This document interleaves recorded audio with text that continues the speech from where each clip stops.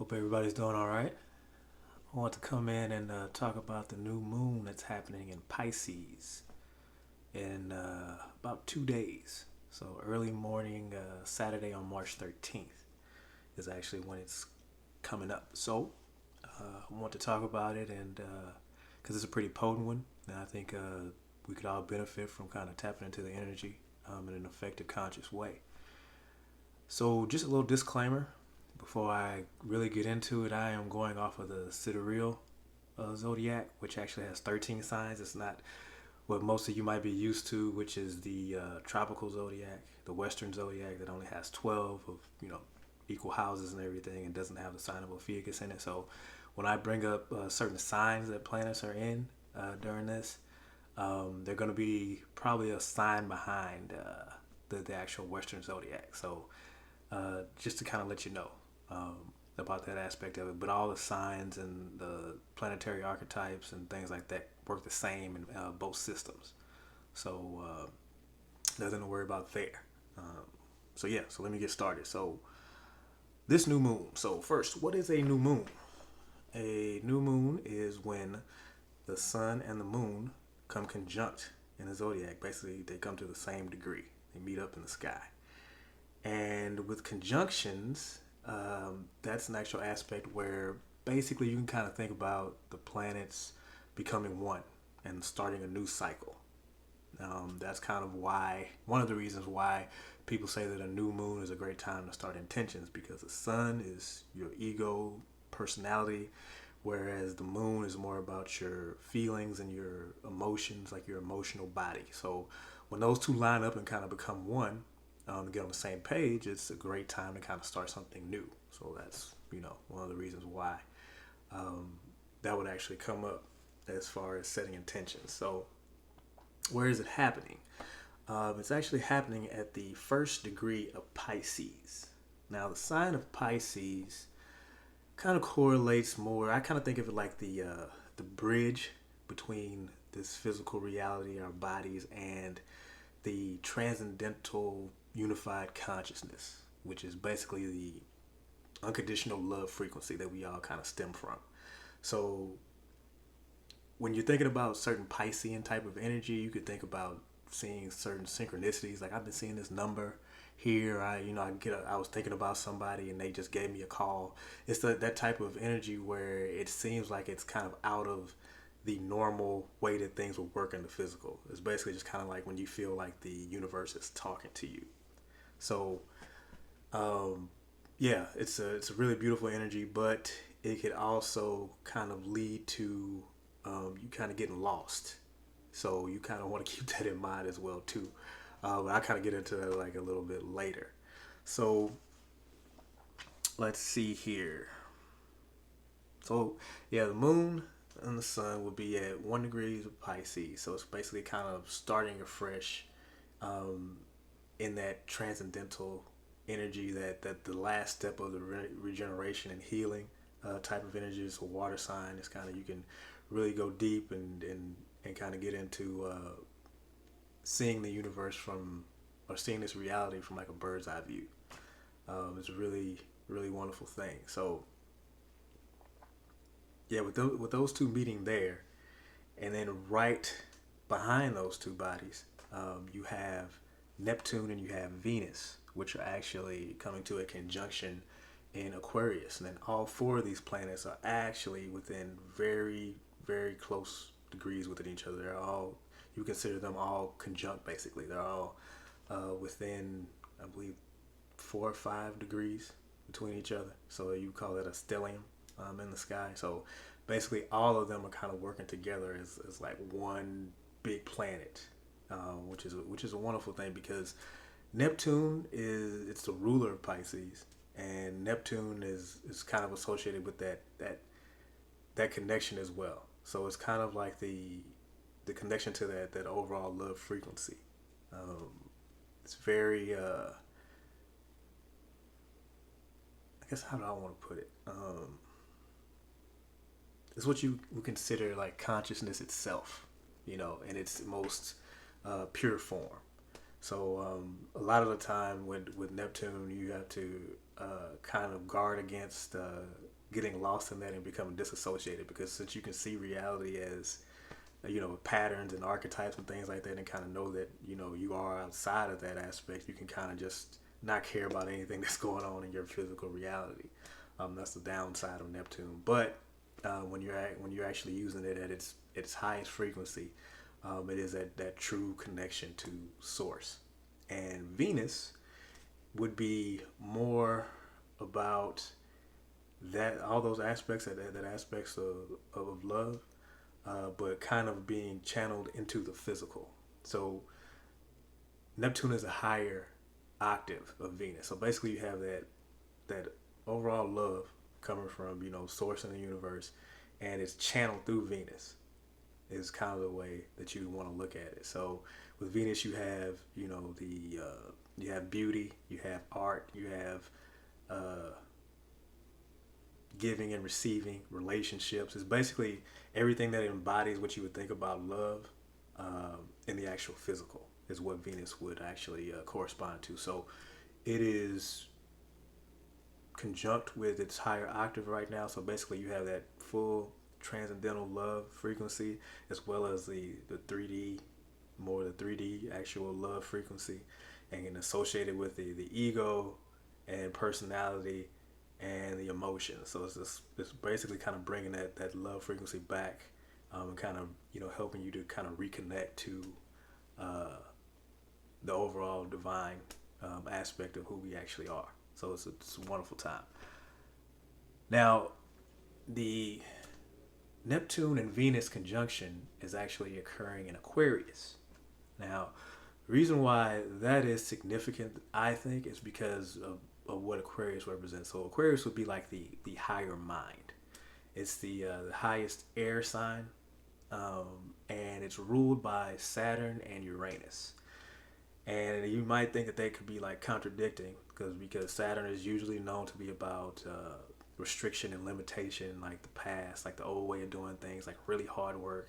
And then you have Uranus, which is very much about an individuation and forward thinking and technology, things like that.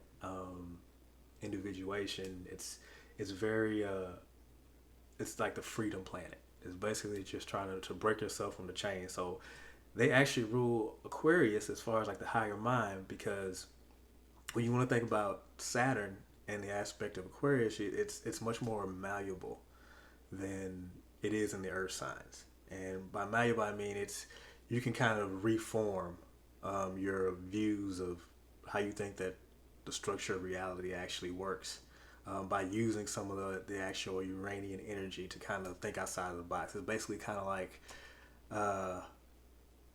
you have to know the box. You have to be able to know the box, which is Saturn, and then once you think outside of the box, which is Uranus, then you can create a new box. It's kind of how I like to think about it. So when you have the two planets that kind of represent the love frequency conjoining and coming together as one in that frequency, you can kind of see how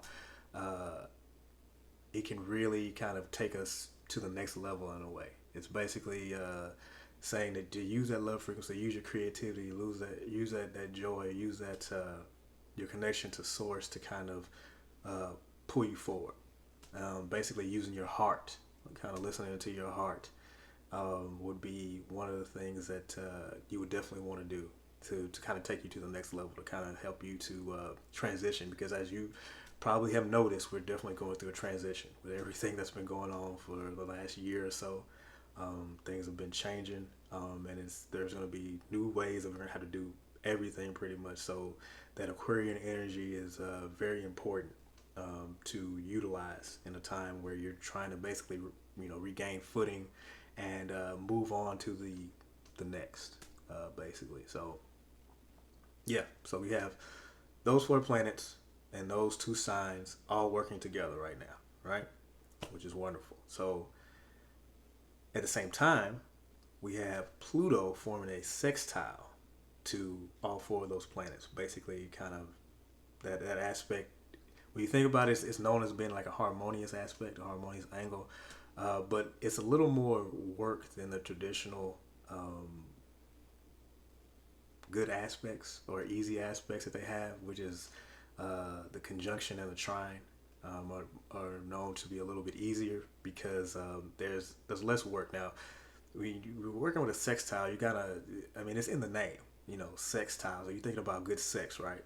So what happens in good sex? You have both parties kind of, you know, doing their part, you know, and then at the end everybody is sweaty and happy. You know, that's what kind of the way that a sextile works. So it makes sense that it's actually happening in while Pluto is in Sagittarius because Sagittarius is more about it's like the philosopher. It's more about finding meaning. It's uh, that it's a fire energy, so it's more about like the adventurer that goes off on a walkabout, like they talk about like the old Australian saying like going on a walkabout, like you're just going and trying a new place out to kind of see what you can find, see if you can find some type of experience that helps you get more meaning out of life. And with Pluto, I kind of think of Pluto as more like the way that we actually use Mercury to kind of understand the conscious mind. It's like the gateway into our conscious mind. Pluto would be the gateway into the subconscious mind.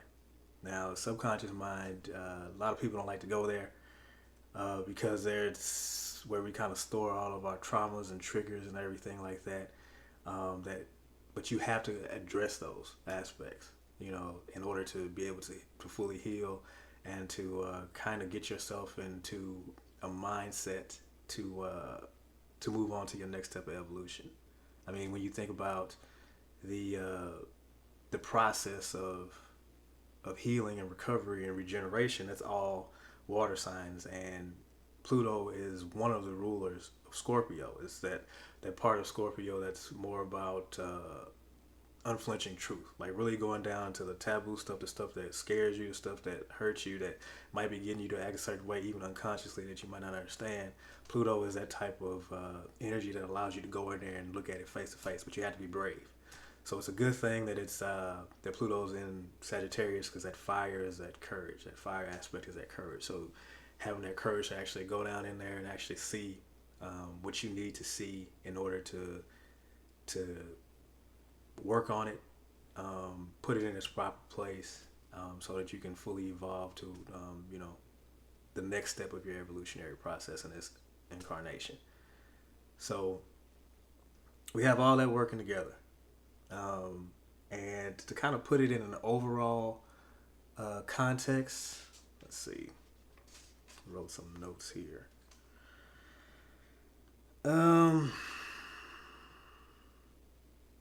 Yeah, so I mean, this is a really good time for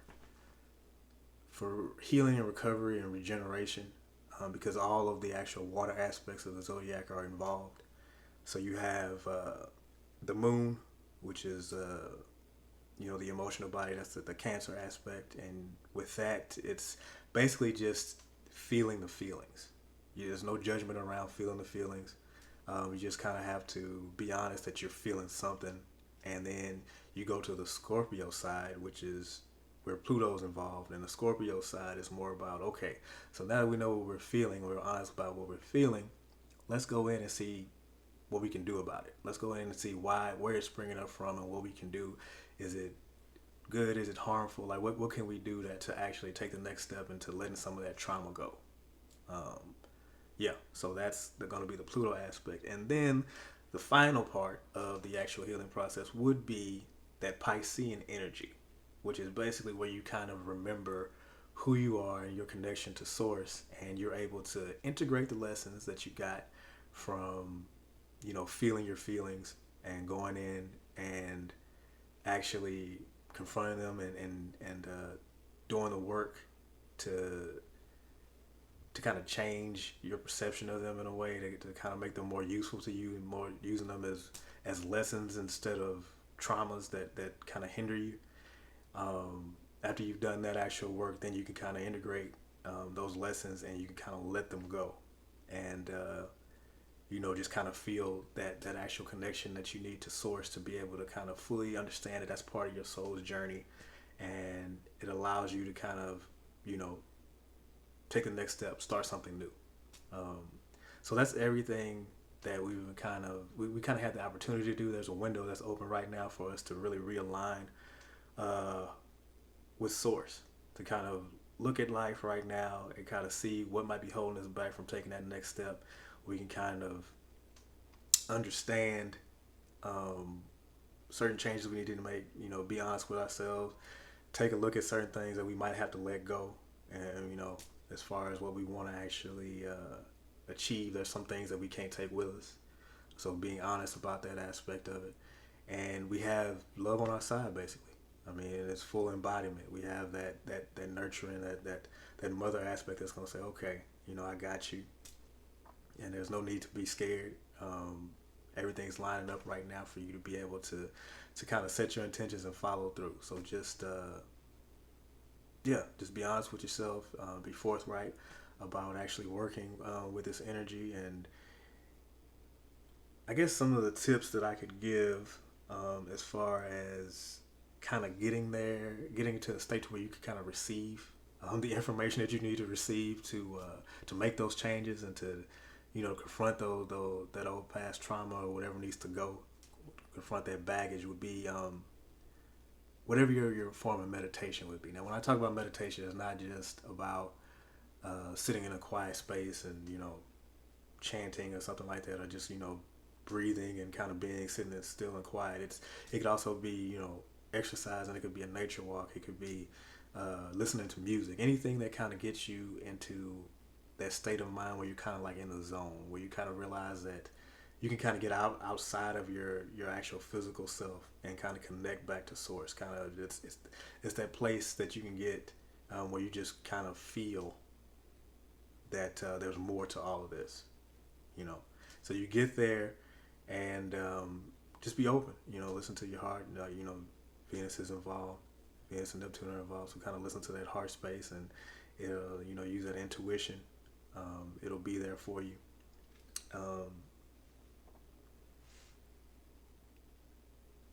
Oh yeah, and also Neptune and Pisces has a lot to do with dreams as well. So you could possibly be having some very, very telling dreams around this time, and that's a good way to kind of receive uh, information from source. So I would suggest maybe send some intentions before you sleep. To kind of you know leave yourself open to getting those messages. Maybe keeping a dream journal. So as soon as you wake up in the morning, try to write down whatever you can remember from a dream, and then you can kind of analyze it a little bit later to kind of see what that was trying to tell you. It's just I think it would be very beneficial at this time. So